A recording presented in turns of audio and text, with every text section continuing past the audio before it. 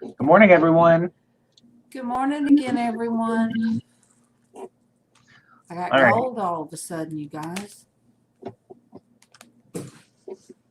we have Denise online, Tracy, we have April, Sanwana, Myra, Darlene B. Good morning, ladies. Good morning, you guys. Look, I had time to set up a Twitter account. I tweeted this.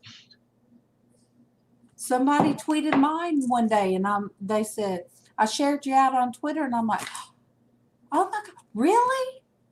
I said I don't know what Twitter is. And he typed in, okay. Good morning, Joe. Good morning, Josie. Good morning. All right, you guys. So we're going to open today with a prayer, and this is a prayer for humility. The key scripture is 1 Peter chapter 5, verse 5 and 6. It says, "Be clothed with humility, for God resists the proud and gives grace to the humble. Humble yourselves, therefore, under the mighty hand of God, that he may exalt you in due time." That is awesome to hear, Darlene. Darlene said her husband is not in pain this morning. Yay. Oh, well, can I say Yep. give another blessing? Of course. Just went that we've been praying for, and it is she. That's a she. It's female. Um, String Cheese sent me a message and said just went is healed, so she is fine. And she said thank you everybody for the prayers. Good morning, AJC Magic. Good morning, AJC Magic. So the key thought is humility is one of the finest garments. And people think that being humble is a bad thing, but it's really not, because the opposite of humility is pride. And I think pride is one of the biggest stumbling blocks that we put in our own path, or on our walk with God. Father, thank you for Jesus' example of humility. I want to take his yoke upon me and to learn from him, for he is meek and lowly of heart. It amazes me to realize that though he is one with you, he made himself of no reputation, and took upon himself the form of a servant, and was made in the likeness of men. And being found in fashion as a man, he humbled himself and became obedient unto death on the cross. Because of his humble obedience, you have highly exalted him, and I rejoice in his name, which is above every name. It is humbling to me to realize that you have adopted me as your child, and like Jesus, I want never to let anything I do be done through strife or selfish motives, but in lowliness of mind I will serve others. Grant me the humble heart of a servant, Lord, so I may be more like Jesus. It is you, Father, who is at work within me, both to will and to do your good pleasure. I thank you that I am your workmanship, created in Christ Jesus into the good works you desire. Father, I humble myself under your almighty hand, and I ask you now to clothe me with the humility of Christ, so that his mind will be in me and guide me in all that I do. Amen.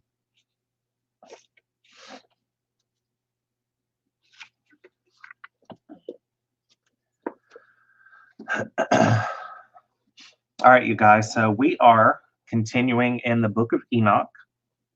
We are a little over halfway done.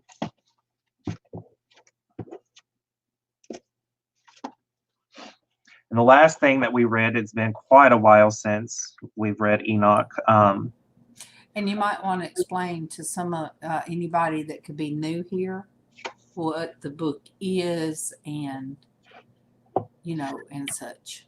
So the book of Enoch is, as we know, is an account of Enoch's life, not necessarily written by Enoch, because in the book of Genesis, Enoch was at his time basically the most holy man that there was, that he was taken body and spirit to be with God.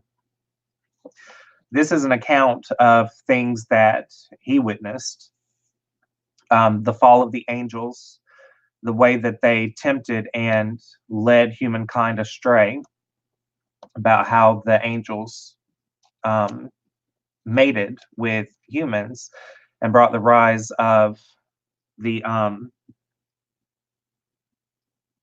oh gosh, I can't even think of what they're called now. Starts with an N. Good morning, Anamore. Nephilim. Yes, the Nephilim. I'm struggling today, y'all. And it also what we've finished reading so far is it got to talking about the sun and the moon and its set schedule of how it rises and sets and all of that. So we're continuing to talk about the moon. And it says, after this law, I beheld another law of an inferior luminary, the name of which is the moon, and the orb of which is as the orb of heaven. Its chariot, which it secretly ascends, the wind blows, and light is given to it by measure. Every month, at its exit and entrance, it becomes changed, and its periods are as the periods of the sun. And when in like manner its light is to exist, its light is a seventh portion from the light of the sun. We know that from science. Thus it rises, and as its commencement towards the east goes forth for 30 days. At that time it appears and becomes to you the beginning of the month. 30 days it is with the sun in the gate from which the sun goes forth. Half of it is in extent 7 portions, 1/2, and the whole of its orb is void of light except a 7th portion out of the 14th portions of its light. And in a day it receives a 7th portion, or half that portion of its light. Its light is by sevens, by 1 portion, and by half of a portion it sets with the sun. And when the sun rises, the moon rises with it, receiving half a portion of light. On that night when it commences its period previously to the day of the month, the moon sets with the sun. And on that night it is dark in its 14th portion, or its 14 portions, that is, in each half, but it rises on that day with 1/7 portion precisely, and in its progress declines from the rising of the sun. During the remainder of its period, its light increases to 14 portions. Then I saw another progress and regulation which he effected in the law of the moon, the progress of the moons and everything relating to them. Uriel showed me the holy angel who conducted them all. Their stations I wrote down as he showed them to me. I wrote down their months as they occur and the appearance of their light until it's completed in 15 days. And we also alluded to the fact that stuff like this is still kept up with in the Farmer's Almanac. In each of its 2 7 portions, it completes all its light at rising and at setting. On stated month, it changes its setting, and on stated months, it makes its progress through each gate. In 2 gates, the moon sets with the sun. In those 2 gates, which are in the midst, in the 3rd and 4th gate. From the 3rd gate, it goes forth for 7 days and makes its circuit. Again, it returns to the gate whence the sun goes forth, and in that completes the whole of its light. Then it declines from the sun and enters in 8 days into the 6th gate and returns in 7 days to the 3rd gate from which the sun goes forth. When the sun proceeds to the 4th gate, the moon goes forth for 7 days until it passes from the 5th gate. Again, it returns in 7 days to the 4th gate, and completing all its light declines and passes on by the 1st gate in 8 days. And it returns in 7 days to the 4th gate from which the sun goes forth. I'm wondering here if, absolutely, Myra, that's just what I was about to make reference to. I wonder if the gates that it's referring to that the moon passes through is the phases of the moon. You've got the waxing and waning, then you've got the crescent and full and all of that. So I'm wondering if that's what this is talking about.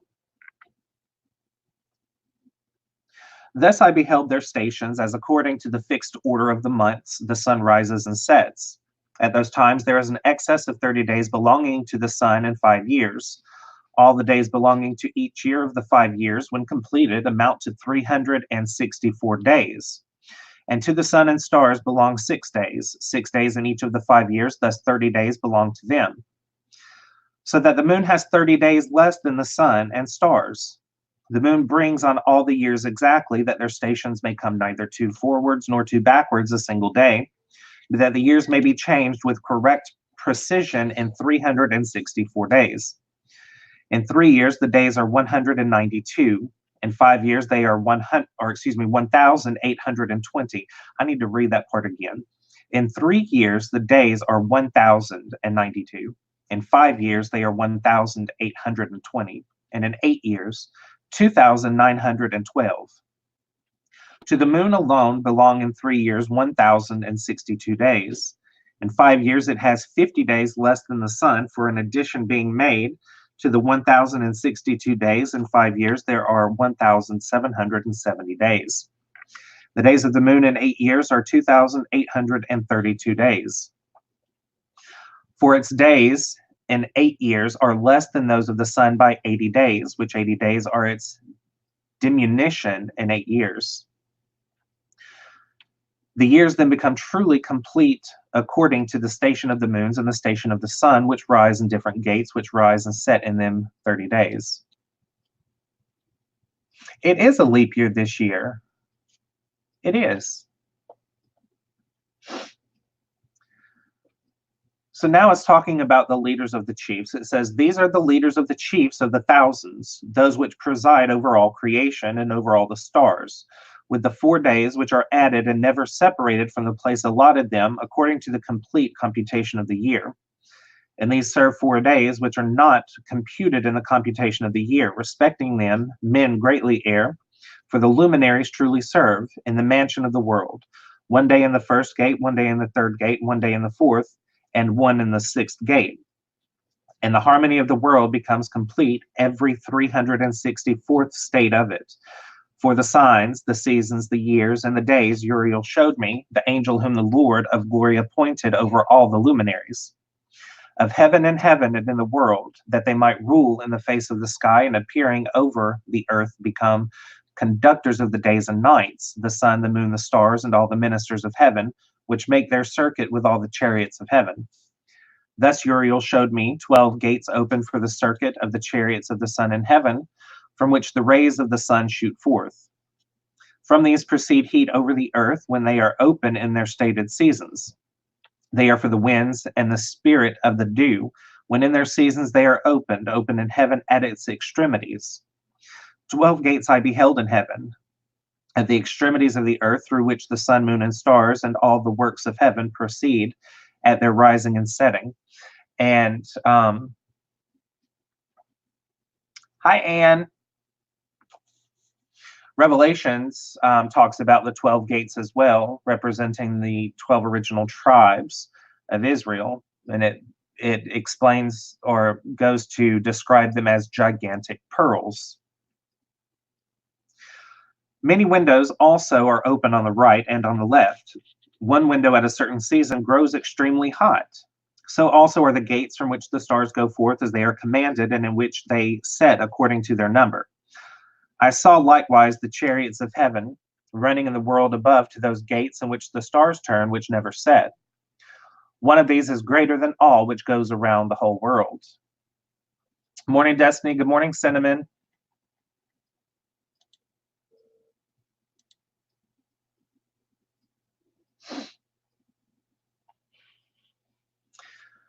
And it says, and at the extremities of the earth I beheld 12 gates open for all the winds from which they proceeded and blow over the earth. 3 of them are open in the front of heaven, 3 in the west, 3 on the right side of heaven, and 3 on the left. The first 3 are those which are towards the east, 3 are toward the north, 3 behind those which are upon the left, towards the south, and 3 on the west. From 4 of them proceed winds of blessing and of health, and from 8 proceed winds of punishment, when they are sent to destroy the earth, and the heaven above it, and all its inhabitants, and all which are in the waters or on dry land. The first of these winds proceeds from the gate termed the eastern, through the first gate on the east, which inclines southwards. From this goes forth destruction, drought, heat, and perdition. From the second gate, the middle one, proceeds equity. There issue from it rain, fruitfulness, health, and dew, and from the third gate northward proceed cold and drought. After these proceed the south winds through three principal gates. Through their first gate, which inclines eastward, proceeds a hot wind. But from the middle gate proceeds grateful odor, dew, rain, health, and life. From the third gate, which is westwards, proceed dew, rain, blight, and destruction. After these are the winds to the north, which is called the sea. They proceed from three gates. The first gate is that which is on the east, inclining southward. From this proceed dew, rain, blight, and destruction. From the middle direct gate proceed rain, dew, life, and health. And from the third gate, which is westwards, inclining towards the south, proceed mist, frost, snow, rain, dew, and blight. After these in the fourth quarter are the winds to the west. From the first gate inclining northward proceed dew, rain, frost, cold, snow, and chill. From the middle gate proceed rain, health, and blessing. And from the last gate, which is southward, proceed drought, destruction, scorching, and perdition. The account of the 12 gates of the four quarters of heaven is ended. All their laws, all their affliction of punishment, and the health produced by them have I explained to you, my son Methuselah.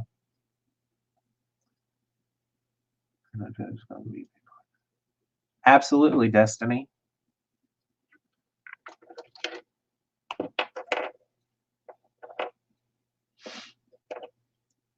Let me add you to the list.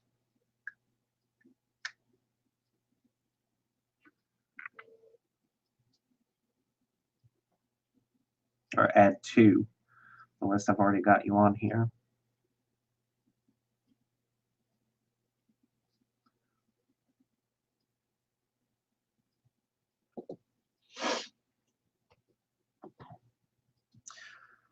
So it says the first wind is called the eastern because it is the first.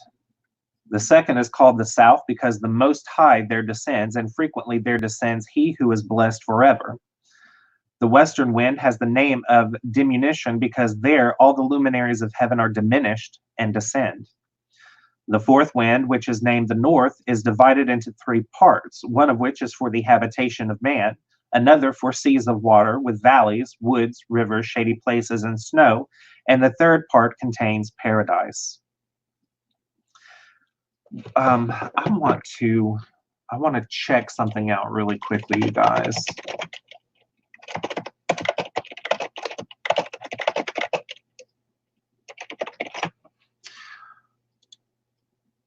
Oh no.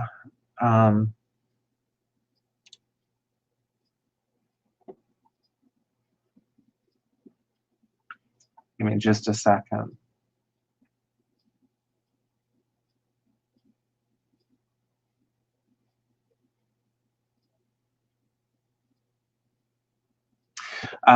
It reminded me of something we read in Genesis where it talks about how the fourth wind, the wind from the north, went over the water.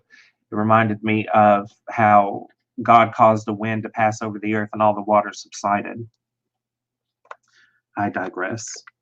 7 high mountains I beheld, higher than all the mountains of the earth from which frost proceeds, while days, seasons, and years depart and pass away.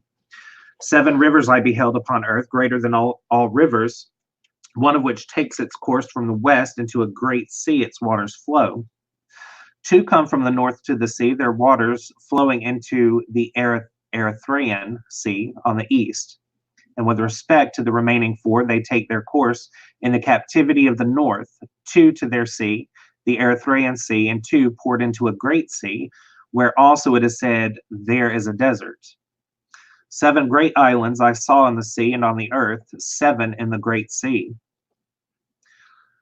The names of the sun are these: one, Ariaris, and the other, Thomas. The moon has 4 names. The first is Asonia, the second, Ebla, the third, Benassa, and the fourth, Ere. These are the 2 great luminaries, whose orbs are as the orbs of heaven, and the dimensions of both are equal. It's interesting.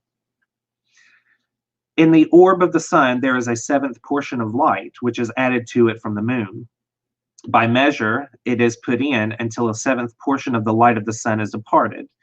They enter into the west gate, circuit by the north, and through the eastern gate go forth over the face of heaven. When the moon rises, it appears in heaven, and the half of the seventh portion of light is all which is in it. And I think that's the sun rises in the east and sets in the west. Isn't that right? Yeah. In 14 days, the whole of its light is completed. By 3 quintuples, light is put into it, until in 15 days, its light is completed. According to the signs of the year, it has 3 quintuples. Now, quintuple. What is a quintuple? 5? Oh, no. Google. Because that would be 15 days. Mama, what are you doing? Okay, yeah, so a quintuple is 5. The moon has the half of a seventh portion. During its diminution on the first day, its light decreases a 14th part. On the second day, it decreases a 13th part. On the third day, a 12th part. On the fourth day, an 11th part. On the fifth day, a 10th part. On the sixth day, a 9th part. The seventh day, an 8th part. On the 8th day, it decreases a 7th part. On the 9th day, it decreases a 6th part. On the 10th day, it decreases a 5th part. On the 11th day, a 4th part. The 12th day, a 3rd part. The 13th day, a 2nd part. On the 14th day, it decreases a half of its 7th part. And on the 15th day, the whole remainder of its light is consumed. On stated months, the moon has 29 days. It also has a period of 28 days. Uriel likewise showed me another regulation when light is poured into the moon, how it is poured into it from the sun. At the time that the moon is in progress with its light, it is poured into it in the presence of the sun until its light is in 14 days completed in heaven. And when it is wholly extinguished, its light is consumed in heaven, and on the first day it is called the new moon, for on that day light is received into it. It becomes precisely completed on the day that the sun descends into the west, while the moon ascends at night from the east. The moon then shines all the night until the sun rises before it, when the moon disappears in turn before the sun. Where light comes to the moon, there again it decreases until all its light is extinguished and the days of the moon pass away. Then its orb remains solitary without light. During 3 months, it affects in 30 days each month its period, and during 3 more months, it affects in its 29 days each. These are the times in which it affects its decrease in its first period, and in the first gate, namely in 177 days. And at the time of its going forth, during 3 months, it appears 30 days each, and during 3 more months, it appears 29 days each. In the night, it appears for each 20 days as the face of a man, and in the day as heaven, or as a man, and in the day as heaven, for it is nothing except, or it's nothing else except its light.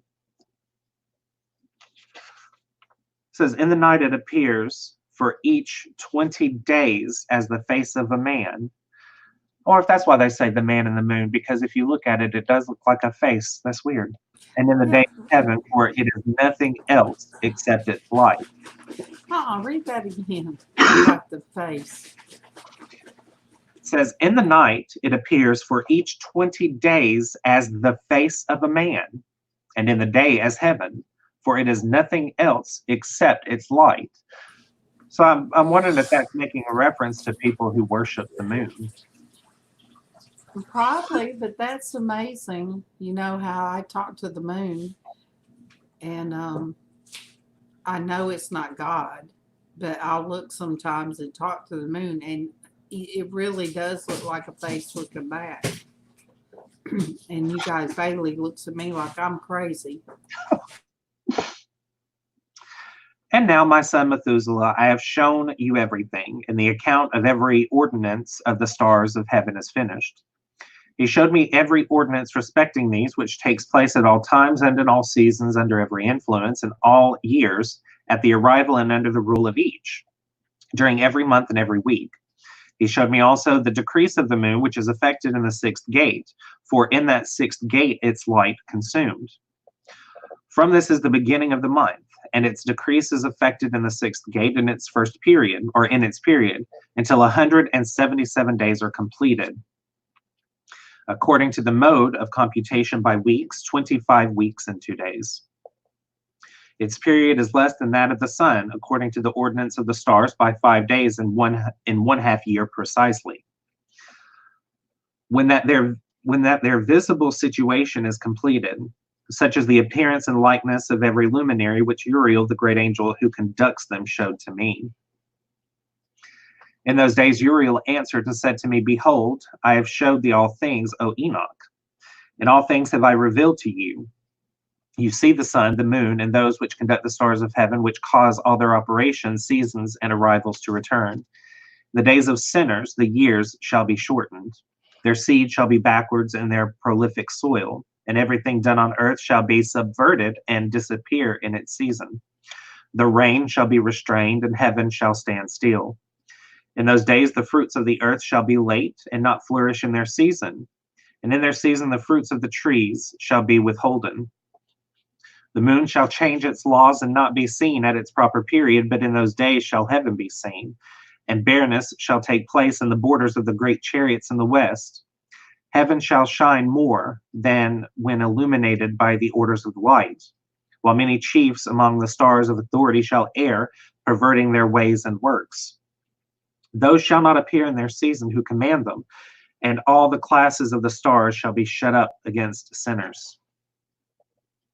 The thoughts of those who dwell on earth shall transgress within them, and they shall be perverted in all their ways. They shall transgress and think themselves gods, while evil shall be multiplied among them, and punishment shall come upon them, so that all of them shall be destroyed. He said, O Enoch, look on the book which heaven has gradually dropped down, and reading that which is written in it, understand every part of it. I am assuming that's referring to the Bible. Then I looked on all which was written and understood all, reading the book and everything written in it, all the works of man, and of all the children of flesh upon earth during the generations of the world, immediately after I blessed the Lord, the King of glory, who has thus forever formed the whole workmanship of the world. And I glorified the Lord on account of his long suffering and blessing towards the children of the world. At that time I said, Blessed is the man who shall die righteous and good, against whom no catalogue of crime has been written, and with whom iniquity is not found. Then those three holy ones caused me to approach and placed me on the earth before the door of my house. They said unto me, Explain everything to Methuselah, your son, and inform all your children that no flesh shall be justified before the Lord, for he is their creator. During 1 year we will leave you with your children, until you shall again recover your strength, that you may instruct your family, write these things, and explain them to all your children. But in another year they shall take you from the midst of them, and your heart shall be strengthened. For the elect shall point out righteousness to the elect. The righteous with the righteous shall rejoice, congratulating each other, but sinners with sinners shall die. And the perverted with the perverted shall be drowned. Those likewise who act righteously shall die on account of the works of man, and shall be gathered together on account of the works of the wicked. In those days they finished conversing with me, and I returned to my fellow men, blessing the Lord of worlds. Now, my son Methuselah, all these things I speak unto you and write for you. To you I have revealed all, and have given the books of everything. Persevere, my son Methuselah, the book written by your father, that you may transmit them to future generations. Wisdom have I given to you, to your children and your posterity, that you may transmit to their children for generations forever, this wisdom in their thoughts, and that those who comprehend it may not slumber, but hear with their ears, that they may learn this wisdom and be deemed worthy of eating this wholesome food. Blessed are all the righteous, blessed all who walk in the paths of righteousness, in whom no crime is found, as in sinners when all their days are numbered. With respect to the progress of the sun in heaven, it enters and goes out of each gate for 30 days. With the leaders of the 1,000 classes of the stars, with 4 which are added and appertain to the 4 quarters of the year, which conduct them and accompany them at 4 periods. Respecting these, men greatly err and do not compute them in the computation of every age, for they greatly err respecting them.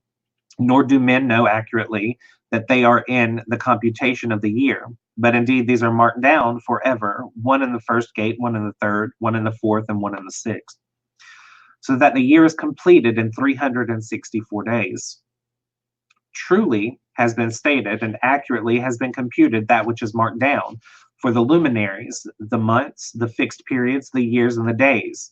Uriel has explained to me and communicated to me whom the Lord of all creation on my account commanded, according to the might of heaven and the power which it possesses, both by night and by day, to explain the laws of light to man, of the sun, moon, and stars, and of all the powers of heaven which are turned with their respective orbs. This is the ordinance of the stars which set in their places, in their seasons, in their periods, in their days, and in their months.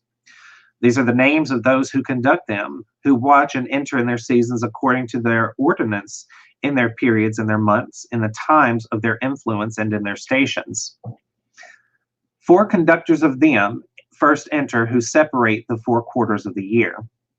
After these, 12 conductors of their classes, who separate the months and the year into 364 days, with the leaders of 1,000, who distinguish between the days as well as between the 4 additional ones, which as conductors divide the 4 quarters of the year.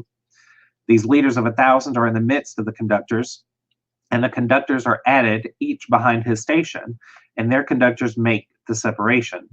These are the names of the conductors who separate the 4 quarters of the year, who are appointed over them.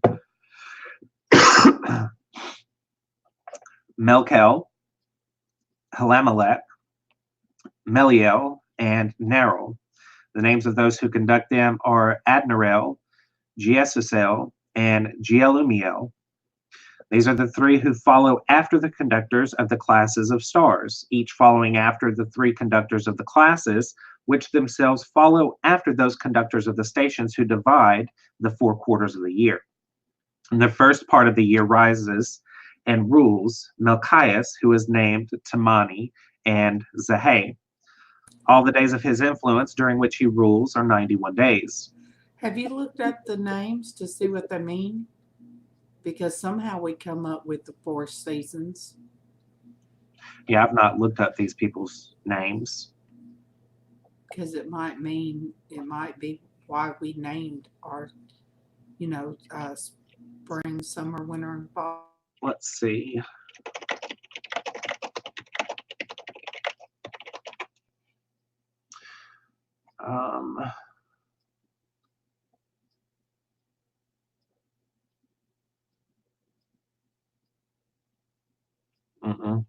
It's like Admiral, one of the people who command a fourth of the year. His name means "My Lord is God." Good morning, everybody, and thank you for joining. I just haven't went through and done everybody's name. Good morning, Deborah. It says all the days of his influence during which he rules are 91 days, and these are the signs of the days which are seen upon earth. In the days of his influence there is perspiration, heat, and trouble. All the trees become fruitful, the leaf of every tree comes forth, the corn is reaped, the rose and every species of flowers blossoms in the field, and the trees of winter are dried up. These are the names of the conductors who are under them. Barkel, Zelsabel, and another additional conductor of 1,000 is named Heloyalef. The days of whose influence have been completed. The other conductor next to them is Helemelech, whose name they call the splendid Zahay. On the days of his light are 91 days. These are the signs of the days upon earth, heat and drought, while the trees bring forth their fruits, warmed and concocted, and give their fruits to dry. The flock follow and yearn, or flock follow and yean. I don't know what yean means, so we're going to look that up.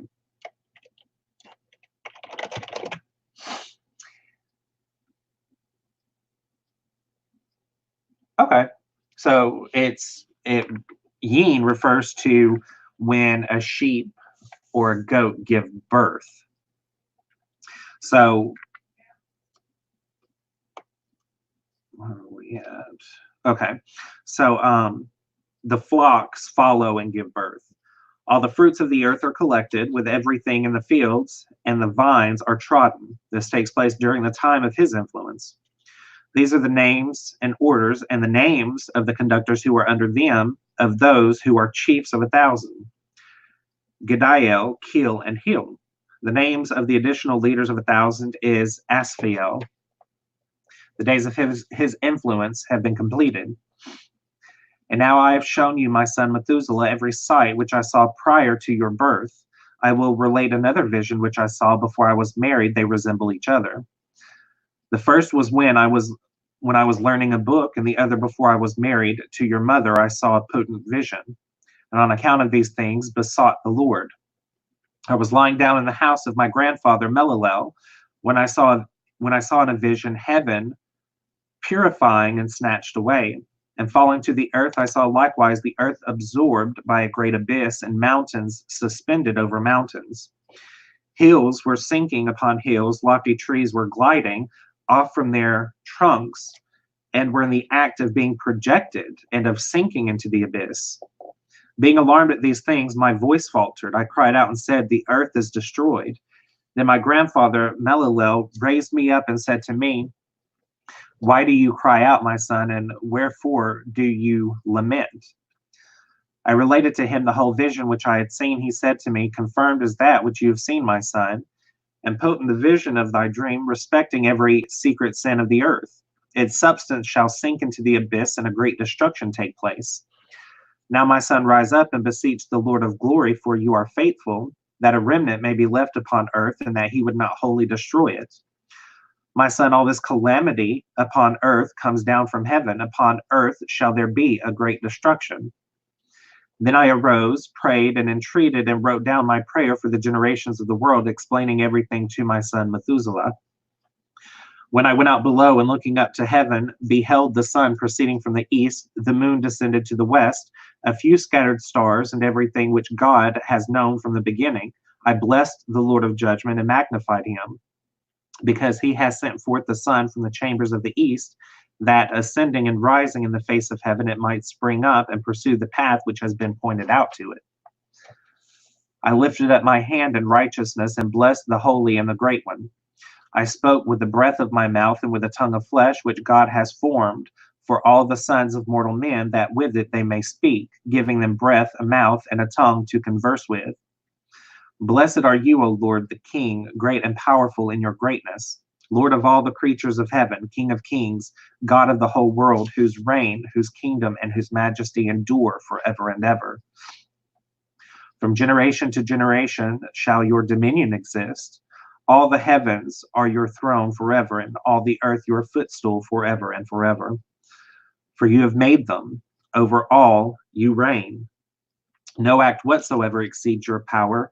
With you wisdom is unchangeable. Nor from your throne and from your presence is it ever averted. You know all things, see and hear them, nor is anything concealed from you, for you perceive all things. The angels of your heaven have transgressed, and on mortal flesh shall your wrath remain until the day of the great judgment. Now then, O God, Lord and mighty King, I entreat you and beseech you to grant my prayer, that a posterity may be left to me on earth, and that the whole human race may not perish, that the earth may not be left destitute and destruction take place forever. O my Lord, let the race perish from off the earth which has offended you, but a righteous and upright race established for posterity forever. Hide not your face, O Lord, from the prayer of your servant. Now, when it was talking about the abyss, hey, Pat, when it's talking about the abyss, I wonder if that's referring, like when Enoch had the vision of the world being swallowed by the abyss and trees and stuff floating. I wonder if that's referring to the first destruction when God flooded the world, because in Genesis it talks about the monster was cast down into the abyss, which was the waters. So I wonder if here Enoch had a vision of the world being flooded, because he said here to to wipe out the things that offended him, so which was referring to the Nephilim.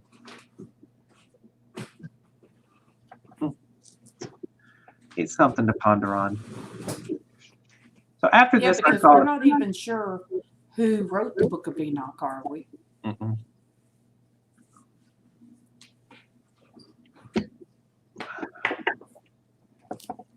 After this, I saw another dream and explained it all to you, my son.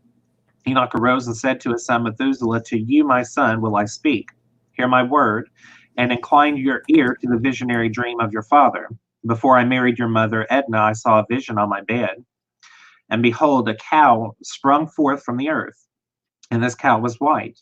Afterwards, a female heifer sprung forth, and with it another heifer. One of them was black, and one was red. The black heifer then struck the red one and pursued it over the earth. From that period, I could see nothing more of the red heifer, but the black one increased in bulk, and a female heifer came with him. After this, I saw that many cows proceeded forth, resembling him and following after him. The first female young one also went out in the presence of the first cow and sought the red heifer, but found him not. She lamented with a great lamentation while she was seeking him. Then I looked until that first cow came to her, from which time she became silent and ceased to lament. Afterwards, she calved another white cow, and again calved many cows and black heifers. In my sleep also I perceived a white bull, which in like manner grew and became a large white bull. After him many white cows came forth resembling him, and they began to calve many other white cows which resembled them and followed each other. Again I looked attentively while sleeping and surveyed heaven above, and behold, a single star fell from heaven, which being raised up ate and fed among the cows. After that I perceived other large and black cows, and behold, all of them changed their stalls and pastures, while their young began to lament one with another. Again I looked in my vision and surveyed heaven, and behold, I saw many stars which descended and projected themselves from heaven to where the first star was. In the midst of those young ones, while the cows were with them, feeding in the midst of them, I looked at and observed them, while behold, they all acted after the manner of horses, and began to approach the young cows, all of whom became pregnant and brought forth elephants, camels, and asses. At these, all the cows were alarmed and terrified, when they began biting with their teeth, swallowing and striking with their horns. They began also to devour the cows, and behold, all the children of the earth trembled, shook with terror at them, and suddenly fled away. Again, I perceived them when they began to strike and to swallow each other, and the earth cried out. Then I raised my eyes a second time towards heaven and saw in a vision that, behold, there came forth from heaven as it were the likeness of white men. One came forth from there, and three with him. Those three who came forth last seized me by my hand, and raising me up to the generations of the earth, elevated me to a high station. Then they showed me a lofty tower on the earth, while every hill became diminished, and they said, "Remain here until you perceive what shall come upon those elephants, camels, and asses, upon the stars, and upon all the cows." Then I looked at that one of the four white men who came forth first. He seized the first star which fell down from heaven, and binding it hand and foot, he cast it into a valley narrow, deep, stupendous, and gloomy. Then one of them drew his sword and gave it to the elephants, camels, and asses, who began to strike each other, and the whole earth shook on account of them. And when I looked in the vision, behold, one of the four angels who came forth hurled from heaven, collected together, and took all the great stars, whose form partly resembled that of horses, and binding them all hand and foot, cast them into the cavities of the earth. Then one of those four went to the white cows and taught them a mystery. While the cow was trembling, it was born and became a man, and fabricated for himself a large ship. In this he dwelt, and three cows dwelt with him in that ship, which covered them. Again I lifted up my eyes toward heaven and saw a lofty roof. Above it were seven cataracts, which poured forth a certain village much water, or which poured forth on a village much water. Again I looked, and behold, there were fountains open on the earth in that large village. The water began to boil up and rose over the earth, so that the village was not seen, while its whole soil was covered with water. Much water was over it, darkness and clouds. Then I surveyed the height of this water, and it was elevated above the village. It flowed over the village and stood higher than the earth. Then all the cows which were collected there, while I looked on them, were drowned, swallowed up, and destroyed in the water. But the ship floated above it. All the cows, the elephants, the camels, and the asses were drowned on the earth, and all cattle. Nor could I perceive them, neither were they able to get out, but perished and sunk into the deep. Again, I looked in the vision until those cataracts from that lofty roof were removed, and the fountains of the earth became equalized, while other depths were opened, into which the water began to descend until the dry ground appeared. So I'm wondering if that first cow that it was talking about, the cow in white, built himself a boat, if this is referring to Noah. I don't know. It's kind of hard to follow and fanciful sounding. Maybe that's why, they removed it. Because it says here, the ship remained on the earth, the darkness receded, and it became light. Then the white cow, which became a man, went out of the ship, and the 3 cows with him. One of the 3 cows was white, resembling that cow. One of them was red as blood, and one of them was black. The white cow left them. Yeah, when you was talking about like 2 of this and the giraffe, and stuff like that, I was like, well, that sounds like the ark. That's what I was thinking while you was reading what it sounded like. But they're talking about cows, but I think the cows they're talking about is representative of people, because it said one of them turned into a man. Yeah. And then there was 3. So yeah, I was listening. It was just kind of hard for me to follow. It says, then began wild beasts and birds to bring forth. Of all these, the different kinds assembled together: lions, tigers, wolves, dogs, wild boars, foxes, rabbits, and the hanzer, the sisset, the avest, kites, the foncus, and ravens.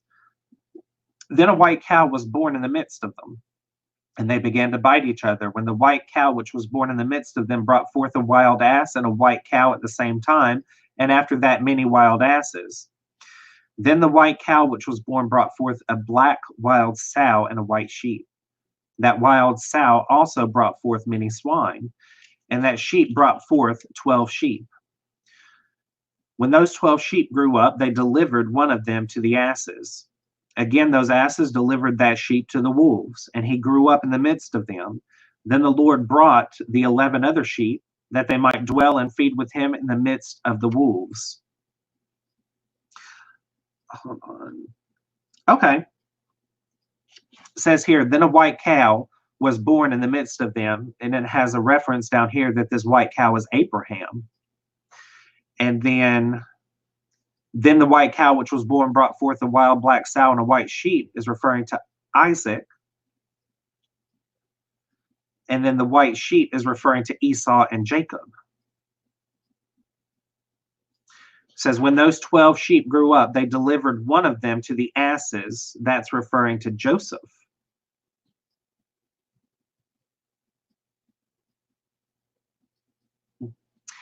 Again, those asses delivered that sheep to the wolves, and the wolves represent the Egyptians.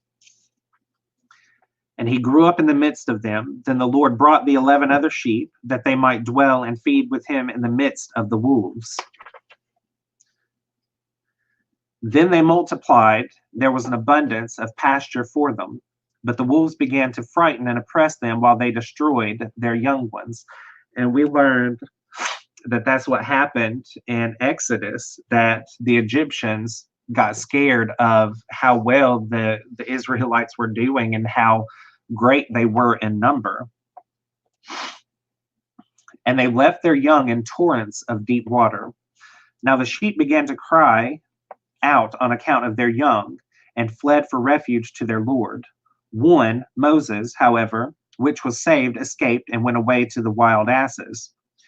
I beheld the sheep moaning, crying, and petitioning their Lord with all their might, until the Lord of the sheep descended at their voice from his lofty habitation, went to them, and inspected them. He called to that sheep which had secretly stolen away from the wolves, and told him to make the wolves understand that they were not to touch the sheep. Then that sheep went to the wolves with the word of the Lord, and another met him, who's Aaron, and proceeded with him. Both of them together entered the dwelling of the wolves, and covering with them made them understand, or conversing, excuse me, with them made them understand that from that point forward they were not to touch the sheep. Afterwards, I perceived the wolves greatly prevailing over the sheep with their whole force. The sheep cried out, and their Lord came to them. He began to strike the wolves, who commenced a grievous lamentation, but the sheep were silent, nor from that time did they cry out. I then looked at them until they departed from the wolves. The eyes of the wolves were blind, who went out and followed them with all their might, but the Lord of the sheep proceeded with them and conducted them. All his sheep followed him. His countenance was terrific and splendid, and glorious was his aspect. Yet the wolves began to follow the sheep until they overtook them in a certain lake of water, the Red Sea.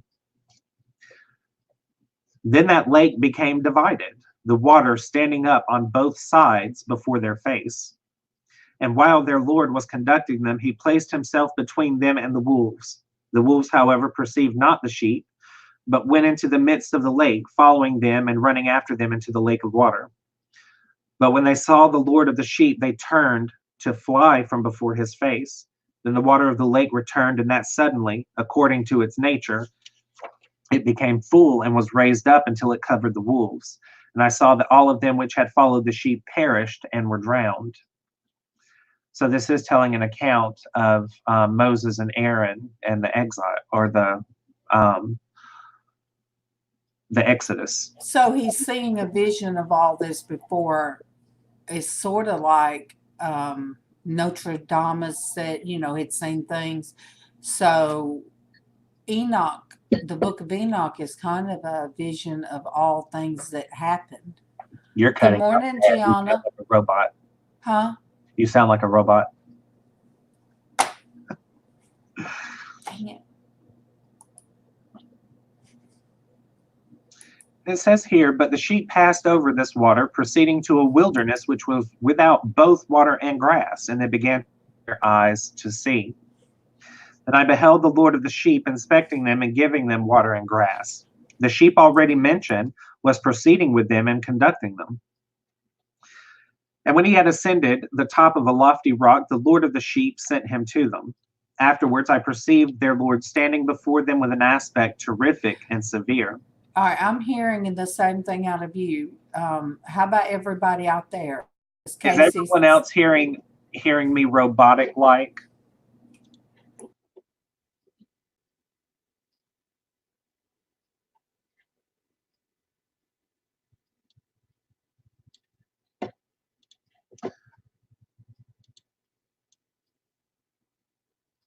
Okay.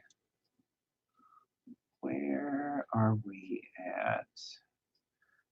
Give me just a second. We're going to let Mom join back in.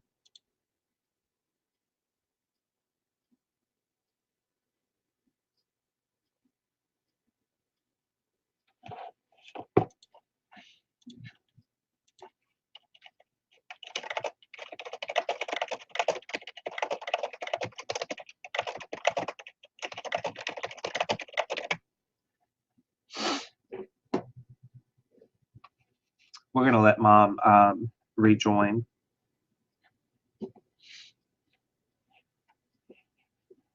Okay, you're just going to follow on YouTube. Okay.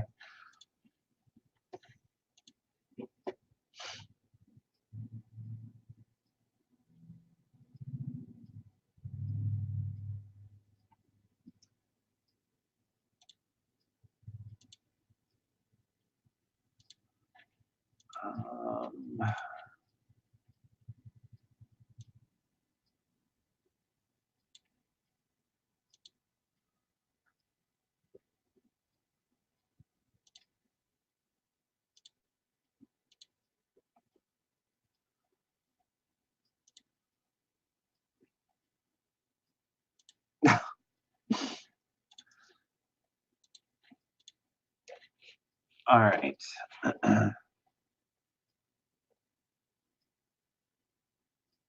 Okay, so it says, and when they all beheld him, they were frightened at his countenance.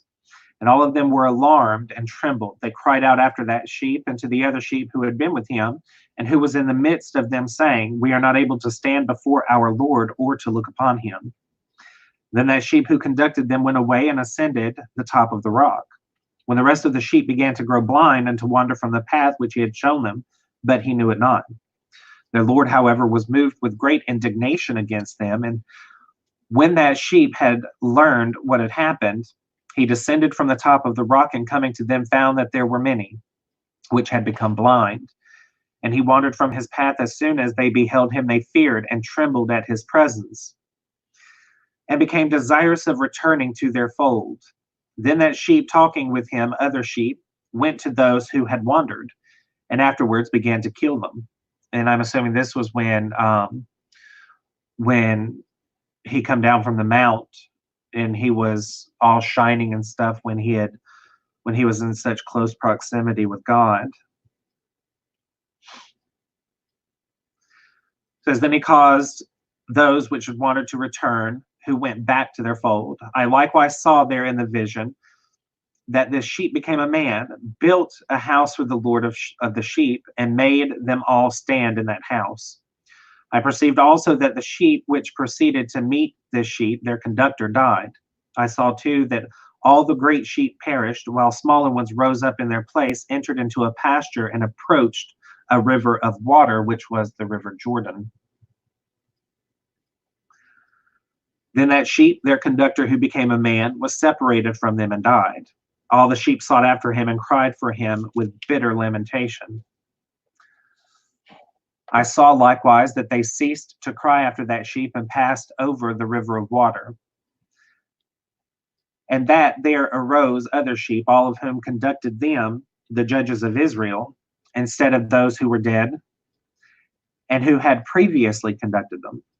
Then I saw that sheep entered into a godly place, and a territory delectable and glorious.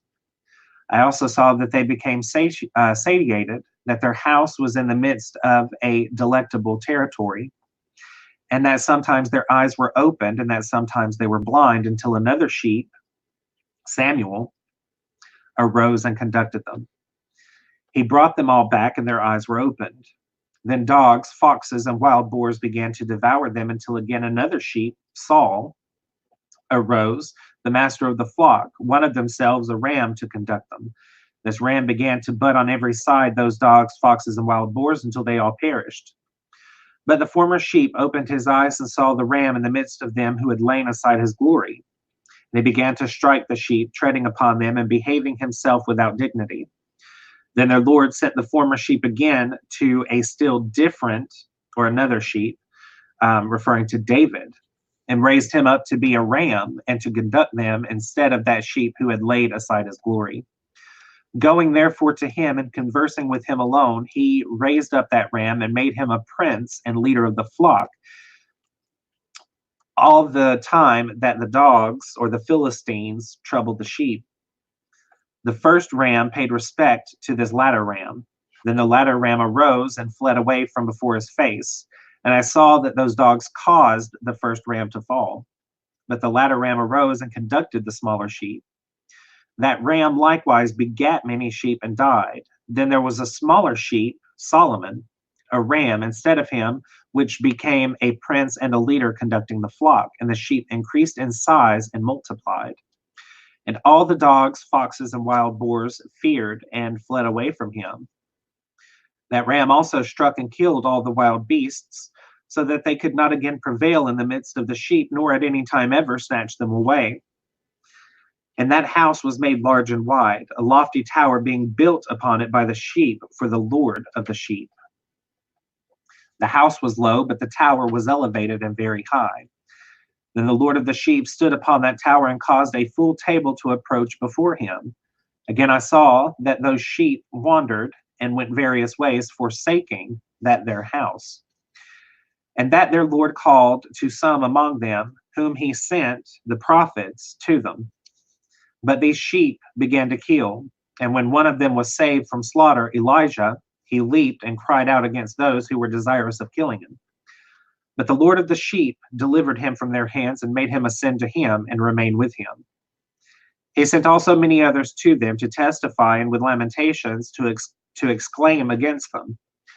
Again, I saw when some of them forsook the house of their Lord and his tower, wandering on all sides and growing blind. I saw that the Lord of the sheep made a great slaughter among them in their pasture until they cried out to him in consequence of that slaughter. Then he departed from that place of his habitation and left them in the power of lions, tigers, wolves, and the zeep, and in the power of foxes and of every beast. And the wild beasts began to tear them. I saw too that he forsook the house of their fathers and their tower, giving them all into the power of lions to tear and devour them into the power of every beast. Then I began to cry out with all my might, imploring the Lord of the sheep and showing him how the sheep were devoured by all the beasts of prey. But he looked on in silence, rejoicing that they were devoured, swallowed up, and carried off, and leaving them in the power of every beast for food. He called also 70 shepherds and resigned them to the care of the sheep, that they might overlook them, saying to them and to their associates, every one of you hereforward overlook the sheep, and whatsoever I command you do, and I will deliver them to you numbered, or with number. I will tell you which of them shall be slain, these destroy. And he delivered the sheep to them. Then he called to another and said, understand and watch everything which the shepherds shall do to these sheep, for many more of them shall perish than I have commanded. Of every excess and slaughter which the shepherds shall commit, there shall be an account, as how many have perished by my command, and how many have been destroyed of their own heads. Of all the destruction brought about by each of the shepherds, there shall be an account, and according to the number I will cause a recital to be made before me, how many they have destroyed of their own heads, and how many they have delivered up to destruction, that I may have this testimony against them, that I may know all their proceedings, and that, delivering the sheep to them, I may see what they will do, whether they will act as I have commanded them or not. Of this, however, they shall be ignorant, neither shall you make any explanation to them, neither shall you reprove them, but there shall be an account of all the destruction done by them in their respective seasons. Then they began to kill and destroy more than it was commanded them. And they left the sheep in the power of lions, so that very many of them were devoured and swallowed up by lions and tigers, and wild boars preyed upon them. That tower they burnt and overthrew that house. Then I grieved extremely on account of the tower, and because the house of the sheep was overthrown. And I'm assuming this is, hello, Tone. I'm assuming this is referring to the tabernacle and the temple, which we know throughout history was torn down multiple times.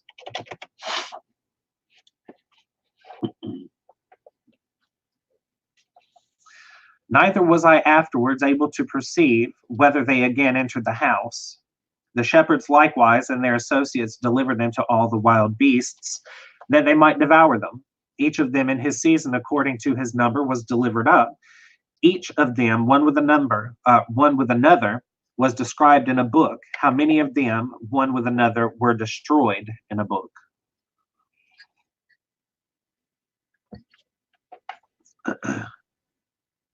More, however, than was ordered, every shepherd killed and destroyed.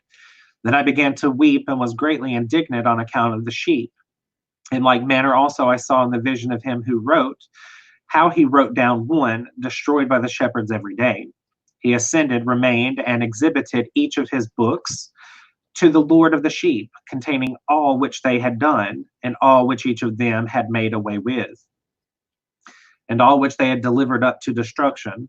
He took the book up in his hands, read it, sealed it, and deposited it. After this, I saw shepherds overlooking for 12 hours. And it says, and behold, 3 of the sheep, talking about Zerubbabel, Joshua, and Nehemiah, departed, arrived, went in, and began building all which was fallen down of that house. But the wild boars of the Samaritans hindered them, although they prevailed not. Again, they began to build as before, and raised up that tower, which was called a lofty tower. And again, they began to place before the tower a table with every impure and unclean kind of bread upon it. Moreover, also all the sheep were blind and could not see, as were the shepherds likewise. Thus they were delivered up to the shepherds for a great destruction, who trod them under foot and devoured them. Yet was their Lord silent until all the sheep in the field were destroyed. The shepherds and the sheep were all mixed together, but they did not save them from the power of the beasts. Then he who wrote the book ascended, exhibited it, and read it at the residence of the Lord of the sheep. He petitioned him for them and prayed, pointing out every act of the shepherds and testifying before him against them all. Then taking the book, he deposited it with him and departed. And we're going to stop there, and we will get into, we'll actually end up finishing Enoch. Yeah. So we will finish Enoch, not Friday, because Friday I'm going to do a sermon on the Sabbath. So Monday we will continue or finish Enoch, and then Wednesday we'll go back into the Bible. We're in Exodus. All right, so we are going to take prayer requests. All right. I have my prayer list. I didn't mean to do that one. There we go.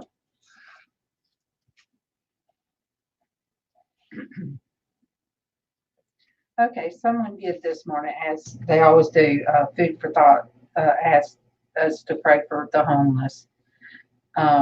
Derek wasn't feeling good today. Texas Val, her dad, he's doing chemo. Marie's husband, he was sick today.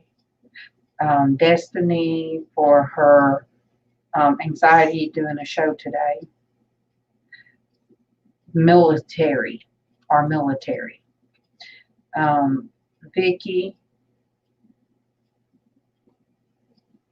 5-speed.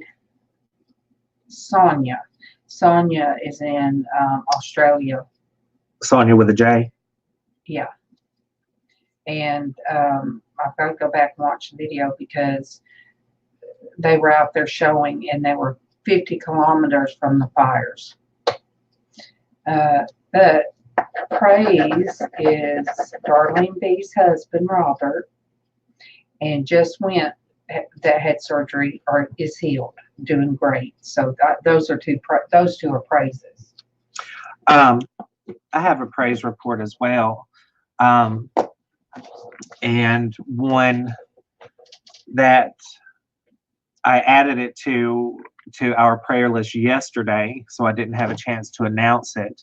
But my friend Amanda, I've been friends with her, since probably about 7 years, give or take a year.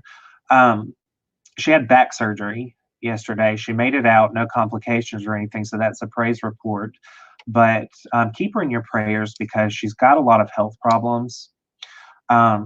She's had another back surgery. This was, I think, her second back surgery. She's had like double hip replacements, and she's younger than I am. She was in a real bad wreck when she was younger, and it really messed her up. So y'all keep my friend Amanda in your prayers. Cinnamon's sister Susan.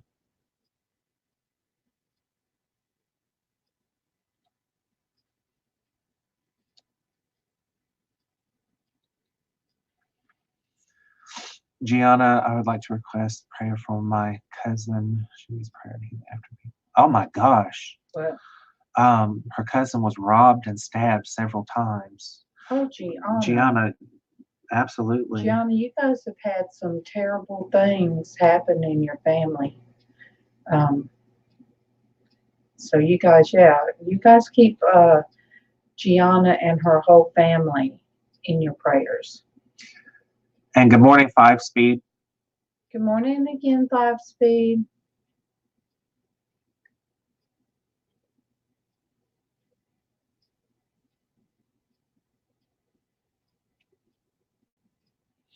All right, are there any other prayer requests? Or praise. Or praise. Oh, or praise.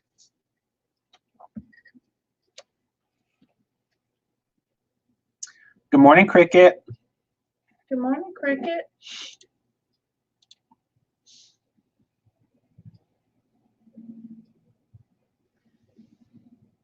Tired. Me too. All right, you guys, if there are no other praise reports or prayer requests, we will go ahead and close out with prayer. As always, you know that you can message us. Cricket, I'll add you to our prayer list. Her whole family's sick. Oh my goodness. Ours was too a couple of weeks ago. It was CTD. terrible. That's what Mothership Dwayne called it, CTD, computer transmitted disease. Whoa. Dwayne is a computer transmitted disease. I know.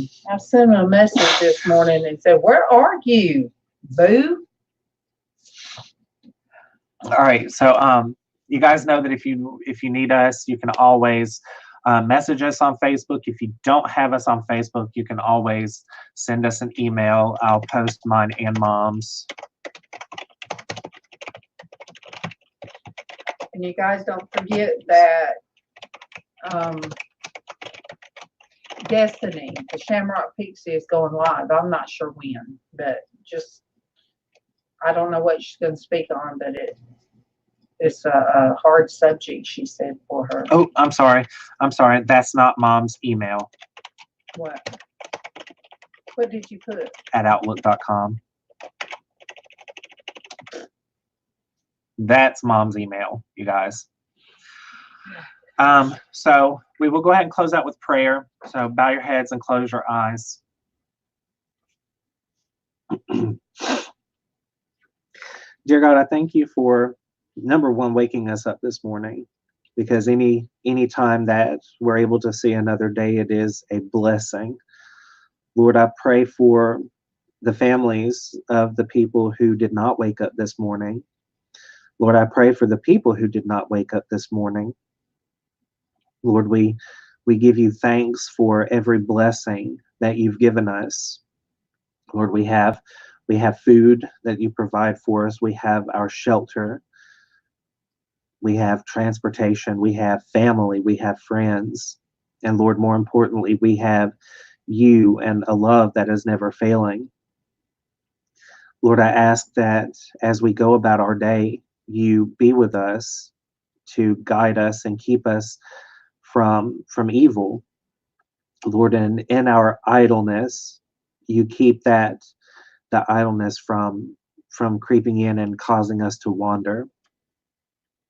Lord, I pray for the families of the people who have passed, that you be with them and give them comfort. Lord, I pray for the people in Australia who are affected by the fires that are currently still going. Lord, we thank you for the rain that you did bring to Australia. Lord, I ask that you just keep us safe today, and that you just be with each of us, because we all are going through things that we don't tell each other, things that we don't feel like, are worthy of burdening someone else. So we just kind of lock it back and we don't talk about it. And when things like our anxieties or our depressions or even our anger, when we don't talk about it, it eats at us. So Lord, I pray that for all of us who have things that we don't want to talk to other people about, we feel like we can't talk to other people about it, Lord, that we talk to you, as you're the only person who can do things about stuff that's out of our control. Lord, with that, we give you all the honor, glory, and praise for all that you've done and all that you do. In Jesus' name, amen. Amen. All right, guys. Thank you all for joining this morning, both Mom's channel and mine. Tomorrow, we will not be having Porch Church Network. Mom will be on at 8:30 a.m. Eastern Time. And we are so glad to have you this morning. And if you don't have Ann is trying to get to her 300 mark. Or I think she did. Ask her if she did. And did you hit your 300? But Friday, you guys, were going to be doing another auction for the Porch Church Network. It's going to be at 3 p.m. Eastern Time. I've got quite a bit of jewelry that I'm still working on, trying to combine and kind of lower how much I have, because I've got about 50 pieces. So I'm going to try to cut down on how long the auction takes. But Friday at 3:00 p.m., we are doing a fundraiser for the Porch Church. And we're going to be doing something kind of special. Typically, we have not so much contests, but I've missed you too, Cricket. We don't really have